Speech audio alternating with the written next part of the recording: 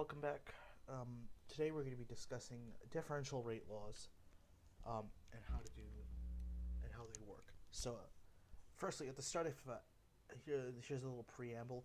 At the start of a reaction, all molecular collisions between reactants products and any resulting, basically only the forward reaction occurs at the very start of a reaction, and therefore, and as generally as a reaction proceeds over time, you don't get exactly the reaction rate, you get the net reaction rate, which is the forward rate plus the reverse rate um, combined together.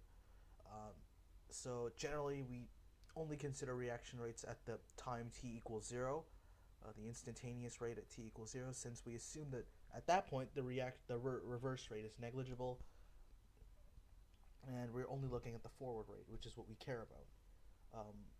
So this is why we just use differential rate laws. Now, in some cases, some reactions are just inherently slow reverse reactions that don't cause problems, or you can remove the product. Rate laws are mathematical equations used when studying chemical kinetics. Equations relating a reaction rate to the concentration of reactants are called differential rate laws, and generally are written in this form below, where rate is equal to a constant times the concentration of some reactant to some power. Um, K is known as the rate constant, and N is the order of the reaction, which for now you can just think of as a random exponent, but when we go to discuss reaction mechanisms, they do they do play an important sort of role to consider. So the rate K is the rate constant. It's a constant that is specific to a reaction at a specific temperature, and it must be determined experimentally. The rate constant K is temperature dependent, so K changes if the temperature changes. The order of the reaction, or N, is a constant for some specific reaction at any temperature, and it must be determined experimentally. Now, when we go later on, you can actually determine the order of a reaction overall by using what we call reaction mechanisms, and therefore that's not always necessarily true, but generally you do it from experiments. You can have a zero order reaction, a first order, or a second order reaction. You could theoretically have third, fourth, and fifth, or whatever, but they just don't come up that often. So the ones you'll be dealing with are 0, 1, and 2. And this order actually relates to how the reaction actually occurs at the molecular level. So determining the order of reaction for a reaction with one reactant, order is the exponent in the rate law, and thus is part of a mathematical relationship between reaction rate and reaction concentration, and all measured at constant temperature. Let's just go through an example, shall we? So there's a fast way and a slow way of doing this. I'm gonna first do it the slow way, and then we'll do it the fast way. So pause the video now if you want to try it on your own, and I'll see you back here when we do the sample.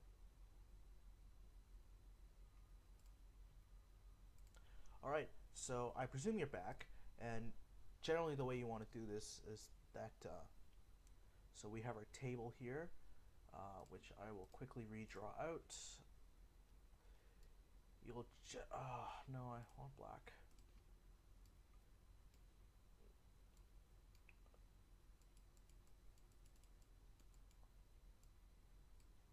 One, two, N2O5. Let me just quickly redraw this table out here. 8. And we have 0 0.200, 0 0.400, 0 0.0014, and 0 0.0028. And the question asks us to find the order of the reaction, which what we know is that rate equals K. We know that they're related by an equation times. Now, for this question, we're assuming that since it's only given N2O5, with the reaction, we just assume that that's the only reaction there. So N2O5 to some power n. Now we have two unknowns we need to solve for, which are k and n, and we just happen to have trial data for two equations, so we make two equations. So we have equation 1 and equation 2, which is 0.0014 equals k times 0.200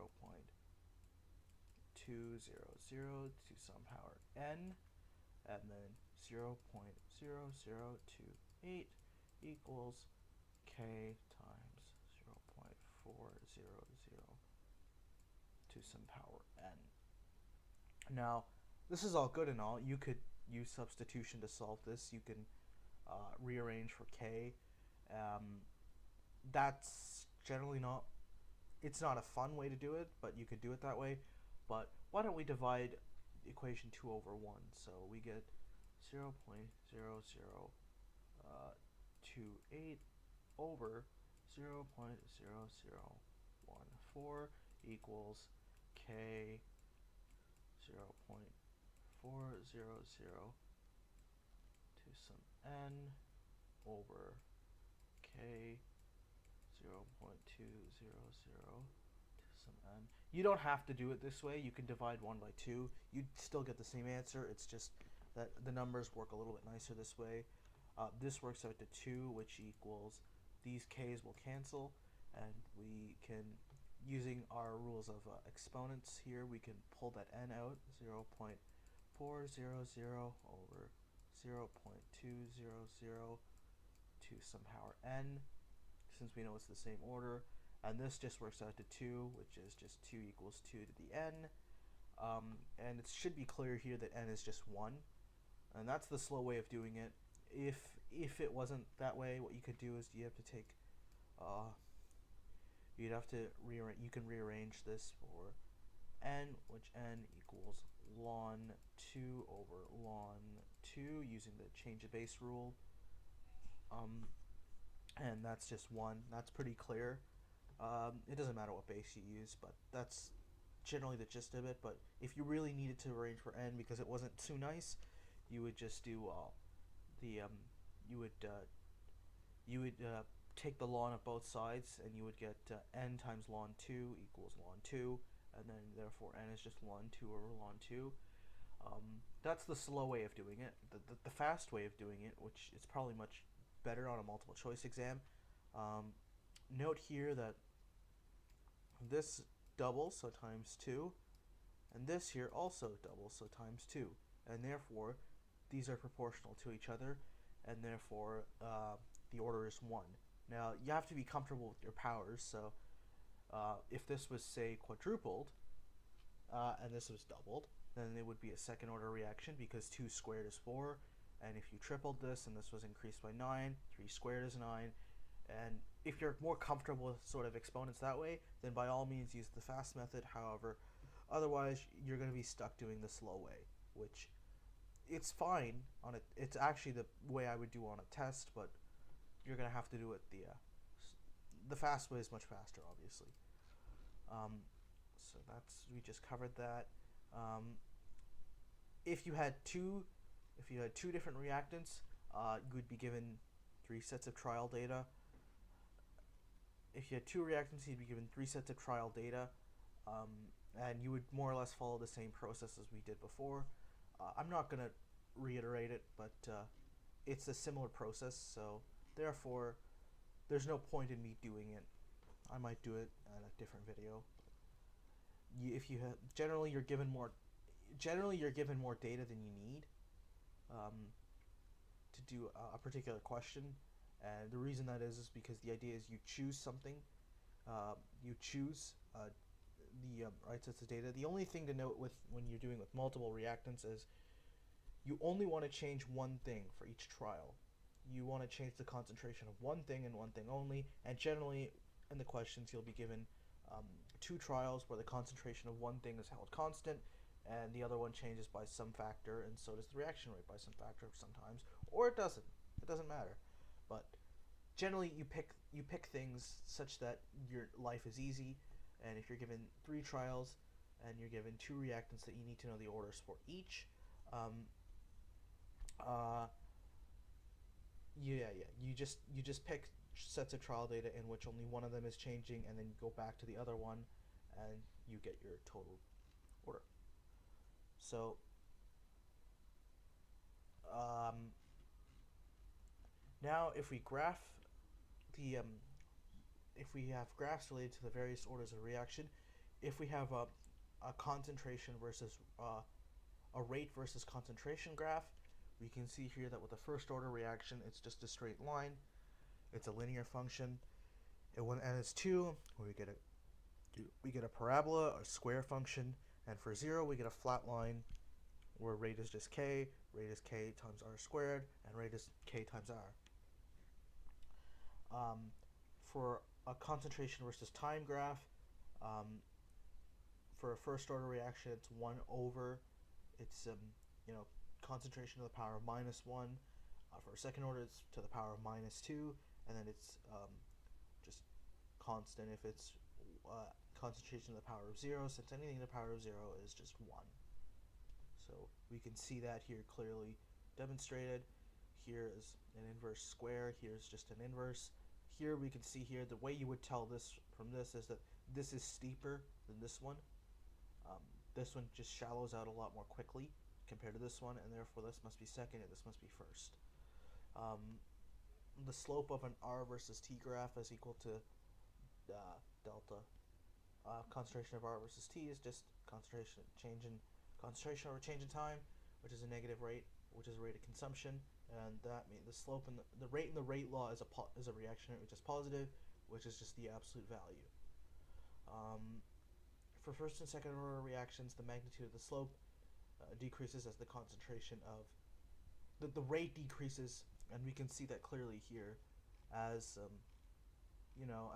since the concentration of reactant will decrease with time. Let's pick this one for example.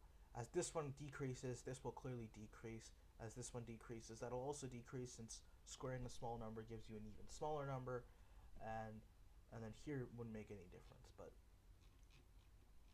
But that's sort of the thing. If you have rate laws with more than one reactant, the rate is just k times the concentration of one to its power times the concentration of another to its other power, and so on and so forth.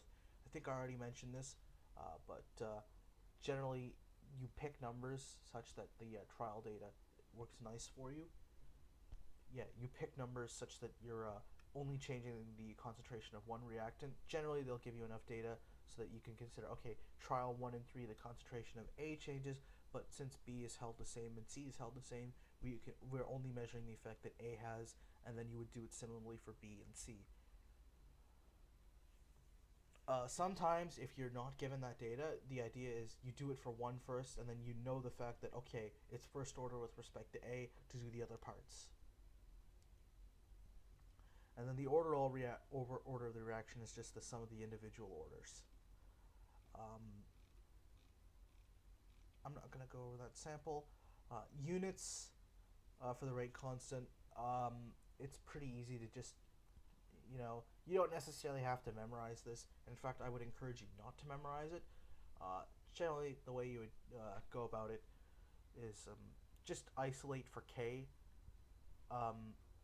Isolate the rate expression for K with whatever you have. You don't need to fill in any numbers, but if you know the units of concentration are molar, and you know the units of rate are molar per second, you can just do some dimensional analysis to sort of get your units on the rate constant. But here's a little table for you in case you really don't like math. I think that's all for today. Yeah, thank you for watching.